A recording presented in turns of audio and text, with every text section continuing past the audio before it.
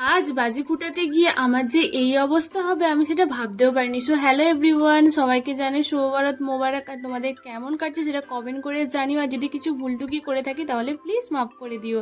তো আজকে মা রোজা রেখেছে, তাই মায়ের একটু হেল্প করছি, পুরোপুরি হেল্প করতে পারছি না, কারণ মা যেগুলো করছে সেগুলো আমি করতেও জানি না, করতে ভালোও লাগে না আর খেতেও ভালো লাগে না, তাই আর ভিডিও করতেও যাচ্ছি না।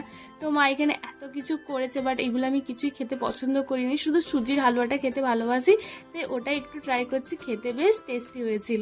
তো আজকে আমি গোটা বাড়িতে মোমবাতি জ্বালাচ্ছি, ভীষণই ভালো লাগছে। আর আমাদের কেন প্রত্যেকটা বাড়িতেই জ্বালানো হচ্ছে, তো এখানে ছাদেও জ্বালাচ্ছে আর চারিদিকে শুধু বোম ফাটছিল। তো এখানে বোনেরাও সব মোমবাতি জ্বালাচ্ছে। আর গাইস, আমার বাজি ফাটানোর অত জোর নেই, আমি এগুলাতেই হ্যাপি হয়ে যাই। আর আমার সাথে আজকে যা বিপদ হয়েছিল, আগুন লেগে গেছিল আমার ওড়নাতে, আর একটা যে বিপদ হয়েছিল, ফটকা এসে আমার গায়ে পড়ে গেছিল।